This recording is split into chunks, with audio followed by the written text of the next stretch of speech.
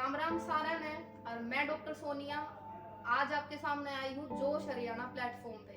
जोश हरियाणा प्लेटफॉर्म हम सभी को ऐसा प्लेटफॉर्म दे रहा है जिससे हम अपने जिंदगी के जो अनुभव हैं वो आपके साथ साझा कर सके। तो कुछ लोग तो मैंने जानते भी होंगे, जो मैंने इंस्टाग्राम पे देखने लग रहे हैं या फिर फेसबुक पे, कुछ लोग क्लिनिक पे भी जुड़े होंगे मेरे साथ। तो जो नहीं जानते मैं बता दूं, मैं डॉक्टर सोनिया और मैं एक होम्योपैथिक डॉक्टर हूँ। कैथल में मेरा क्लिनिक है। तो आज मैं अपनी जिंदगी के कुछ अनुभव आप लोगों के साथ साझा करना आई हूँ। तो पैदा हुई एक निम्न मध्यम वर्गीय परिवार में। तो जैसा होता है मैं अपनी राय बताऊं। मेरी राय में आप जो जिंदगी है उसमें दो डाल के जी सका, या तो संघर्ष या समर्पण।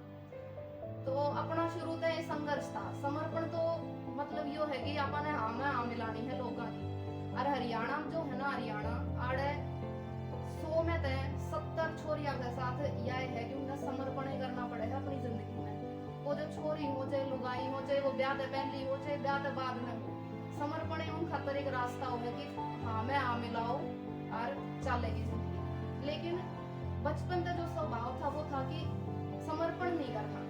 लेकिन जो परिवार का माहौल था वो थोड़ा सा जो कर आपा जब जामे थे, आज थे मान लो आपा 90s के बालक। हाँ, तो 90s के जो माँ बाप थे वो थोड़े से पुराने ख्याल के थे। तो मेरे साथ भी नहीं हुआ था।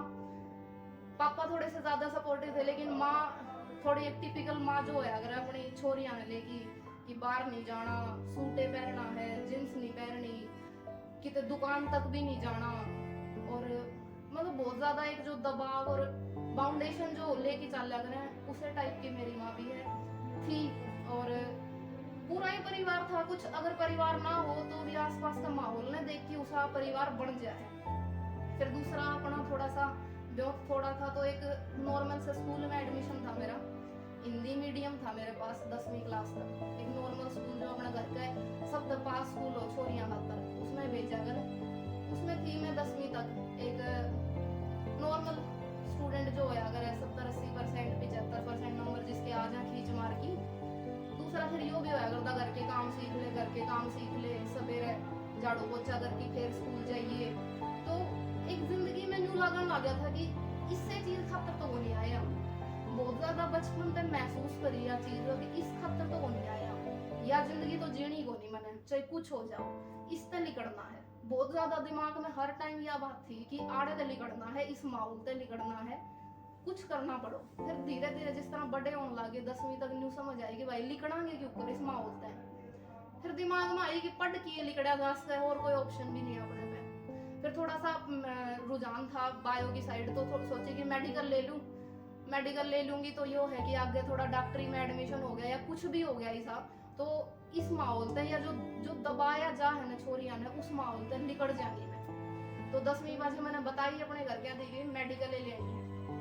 पापा ने मान ली, मेरी मेडिकल दिवा दी 11वीं क्लास में। क्या होया, हिंदी मीडियम तो मैं इंग्लिश में गई सडन।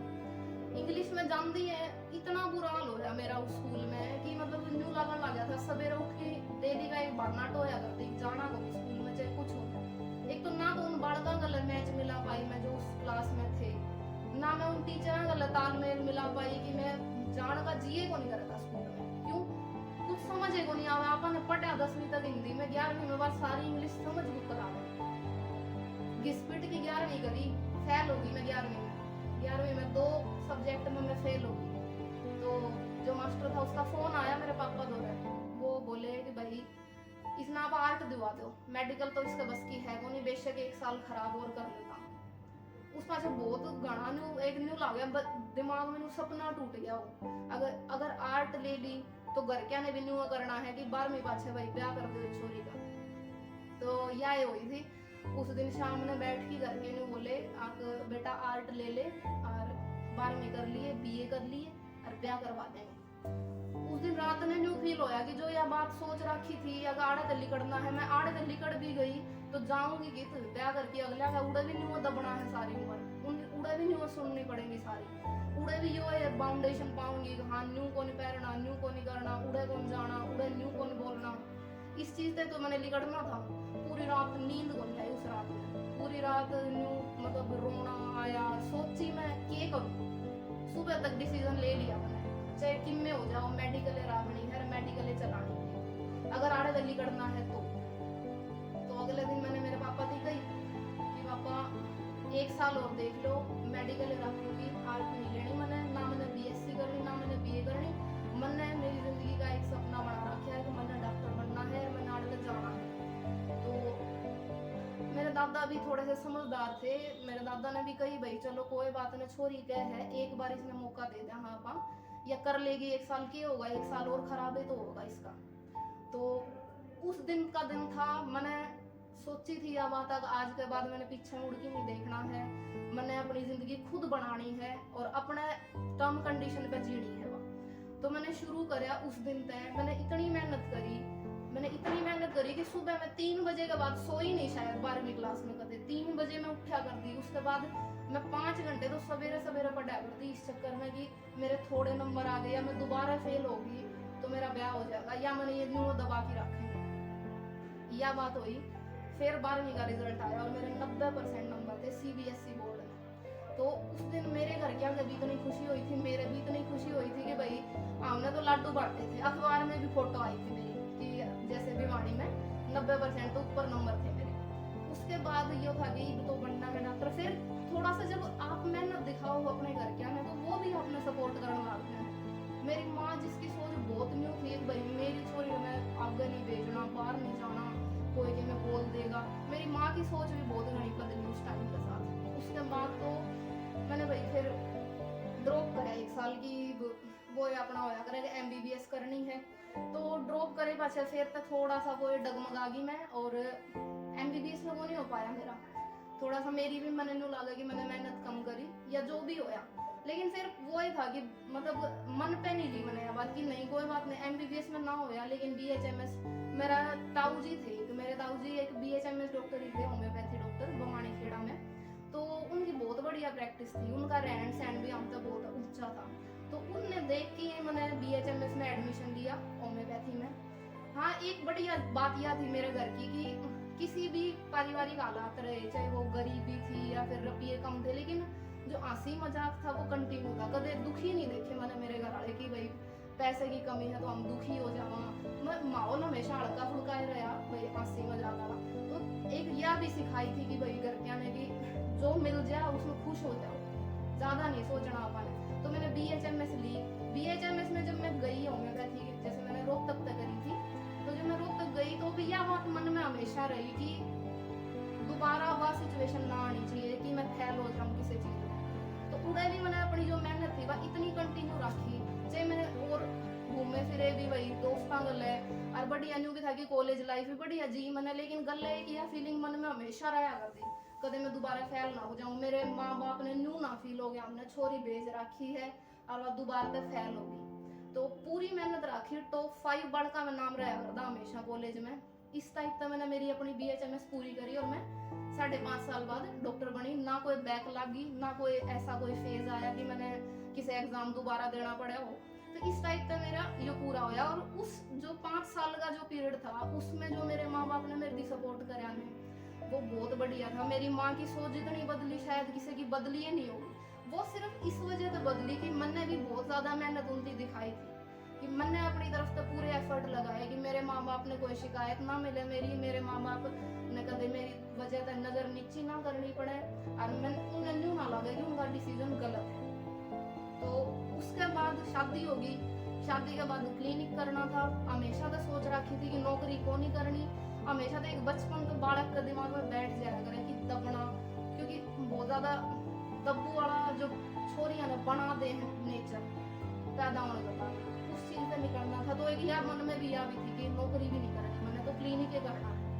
तो मेरे सास ससुर ने भी सपोर्ट करा, लेकिन वो थोड़े से उनकी यह चाह थी कि मैं नौकरी करूं, लेकिन मेरे मन में याद है कि मैंने करनी है, मैंने उनकी भी समझाया, उनने भी मेरी सपोर्ट करा। उसके बाद फिर मैंने क्लिनिक कर लिया, मेरा क्लिनिक भी बढ़िया चल रहा है। क्लिनिक में भी ये है कि स्टार्टिंग फेज में सबने स्ट्रगल देखना पड़ा है बहुत ज्यादा, भाई पेशेंट धीरे धीरे जुड़े हैं अपने रिजल्ट की से हैं, तो वो भी थोड़ा सा न्यू था कि संघर्ष का टाइम था। उसके बाद सोशल मीडिया जो आप लोग मैंने देखने लग रहे हो, सोशल मीडिया एक ऐसा प्लेटफॉर्म है जो सब किसी ने आगे ले आते हैं। अगर तारे में थोड़ा सा भी टैलेंट है तो तुम सोशल मीडिया के थ्रू सबके सामने आ सको। जिस तरह मेरा क्लिनिक था तो मैंने सिर्फ कैथल तक के लोग जाने थे, लेकिन मैं सोशल मीडिया पर आई।